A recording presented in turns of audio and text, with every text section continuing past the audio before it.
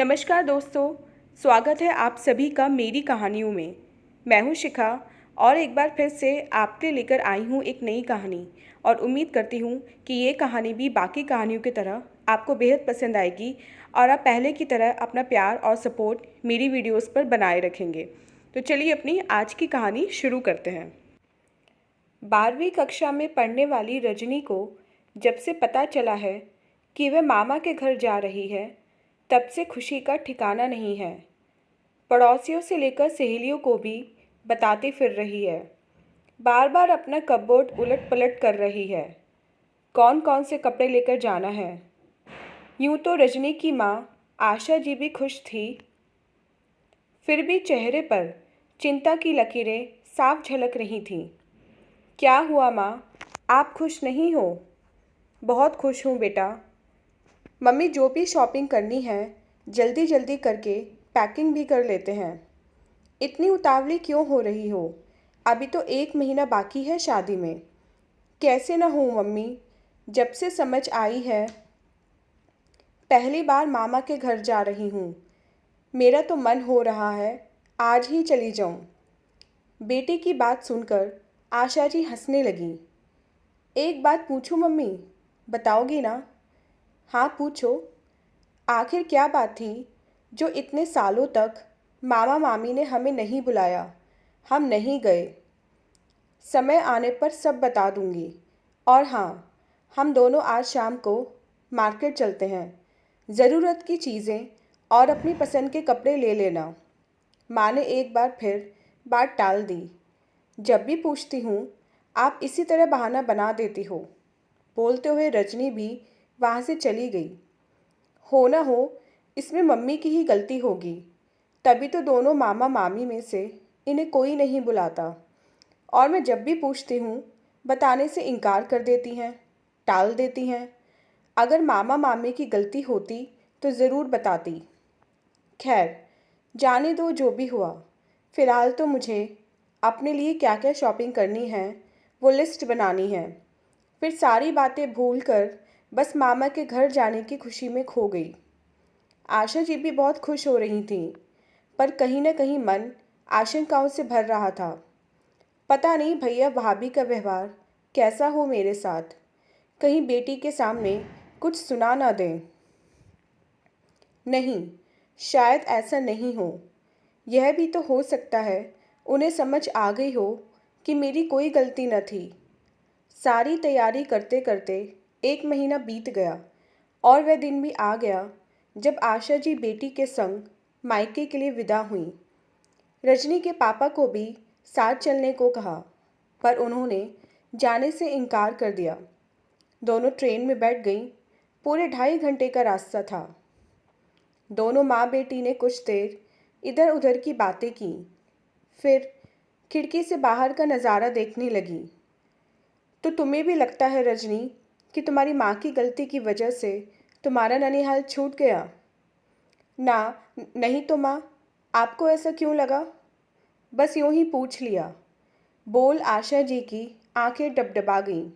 माँ, आपके मन में जो भी है बोल दो। दुख बांटने से भी कम होता है। मैं भले ही आपकी बेटी हूँ, मुझे ज़्यादा समझ नहीं है, लेकिन फिर भी थोड़ा दुख तो ज़रूर बांट लूँगी। बताओ ना मम्मी, क्या बात है? आप तो दोनों मामा में इकलौती बहन हो, फिर कैसे रिश्ता टूट गया आपका दोनों भाइयों से? आशा जी गंभीर हो गई। रजनी ने माँ का हाथ अपने हाथों में ले लिया। मैं दोनों भाइयों में बहुत छोटी थी और सबकी लाडली। बड़े भैया की बेटी अनु मुझसे करीब 7 साल ही छोटी है। जब मेरी शादी हुई तब वो मेरे साथ चलने के लिए बहुत रो रही थी। वह पहली बार मेरे साथ तो नहीं आई, लेकिन बाद में एक आध बार मैं उसे लेकर आई। उसे बहुत अच्छा लगता।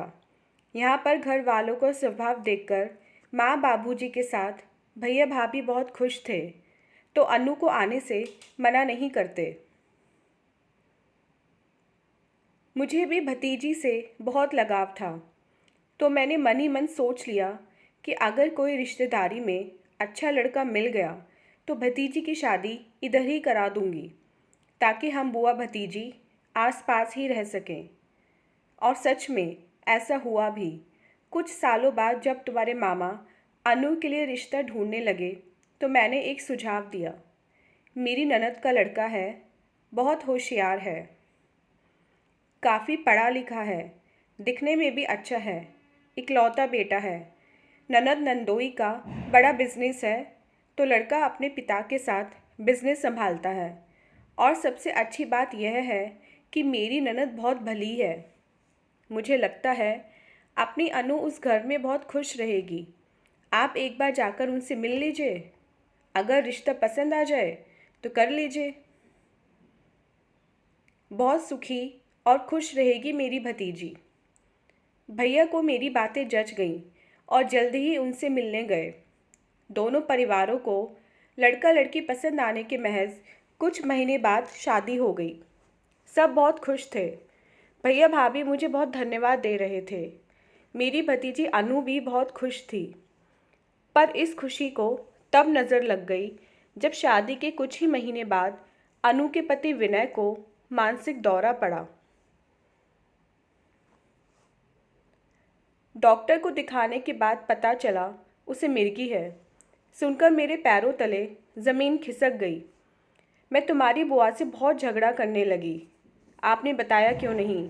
मेरी भतीजी की ज़िंदगी खराब कर दी। उन्होंने कहा, ऐसा पहले कभी नहीं हुआ, पहली बार ये दौरा पड़ा है। पर मुझे यकीन नहीं हुआ।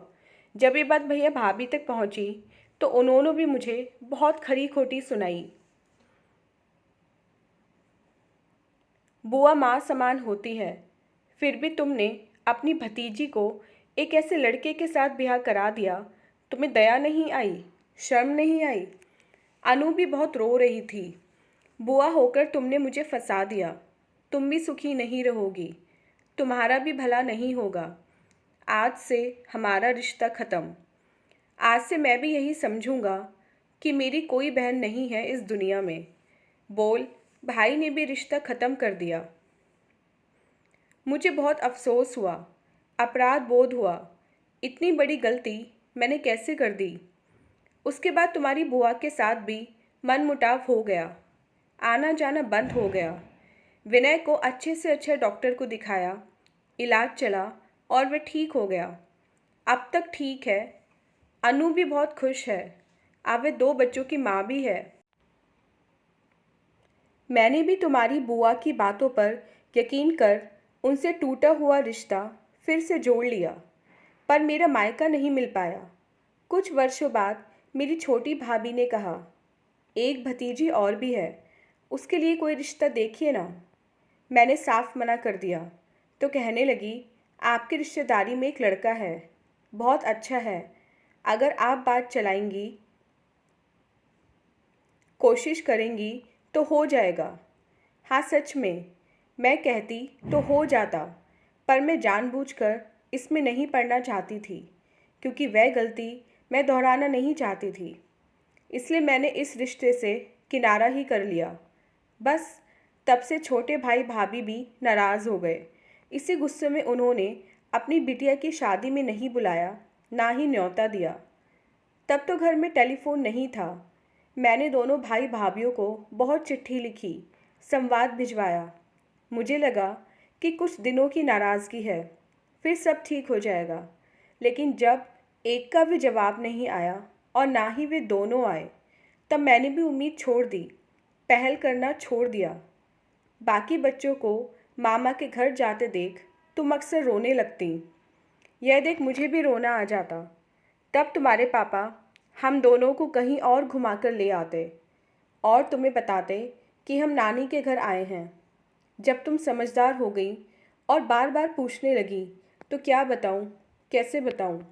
तुम्हें समझ नहीं थी, इसलिए मैं टालती रही। सारी बातें बताते बताते आशा जी की आंखें डबडबा गईं, गला भर आया। पता नहीं बेटा, मैंने तो भला चाहा, फिर कहाँ गलती हो गई और मैं बुरी बन गई। माँ, फिर आप क्यों जा रही हैं?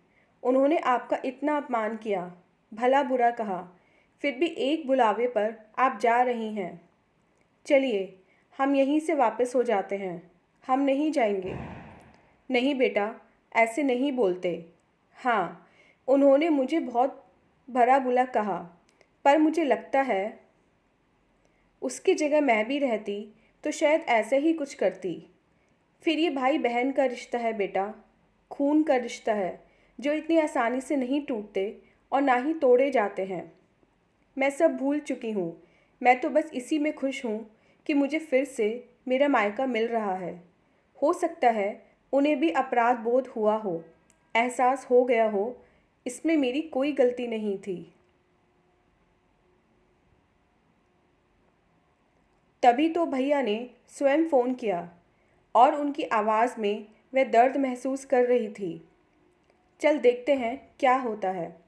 यही सारी बातें करते करते स्टेशन आ गया। दोनों माँ बेटी उतरीं। स्टेशन पर भैया और भाभी दोनों खड़े थे। देखते ही आशा जी लिपट कर फूट फूट कर रो पड़ी। अरे पगली, अपने भाई से इतने सालों तक नाराज़ रह गई, कैसे नहीं आई तुम? भैया भाभी, नाराज़ मैं नहीं, आप लोग थे। मुझे तो आपकी डांट का, आपके द्वारा कहे गए भले बुरे शब्दों का कोई फ़र्क नहीं पड़ा। तब तो मैंने कितने संवाद भेजे, पर आपने एक का भी जवाब नहीं दिया। तब मैंने भी छोड़ दिया अकेले। मैं कितनी पहल करती। रिश्ते तो दोनों तरफ से निभाए जाते हैं। तुमने सही कहा, पर जो हो गया सो हो गया। मुझे माफ़ कर दे। इन्हें समझ आ गई, इसमें तुम्हारी कोई गलती नहीं थी। तुमने तो भला ही चाहा और भला ही हुआ।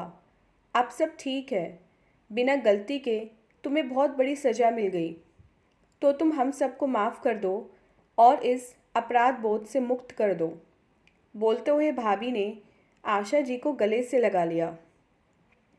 सारी सच्चाई पता चलने पर रजनी मन ही मन बहुत शर्मिंदा हुई। मैंने कैसे सोच लिया माँ की गलती होगी, जबकि उनकी तो कोई गलती थी ही नहीं। वो एकटक माँ को देखने लगी। कितनी मजबूत है मेरी माँ। गलती नहीं होते हुए भी इतने सालों तक सबका गुस्सा झेलती रही। अपनी सोच पर उसे अपराध बोध होने लगा। तो दोस्तों, ये थी हमारी आज की कहानी। मिलते हैं अपनी नेक्स्ट कहानी के साथ। तब तक के लिए आज्ञा दीजिए। धन्यवाद।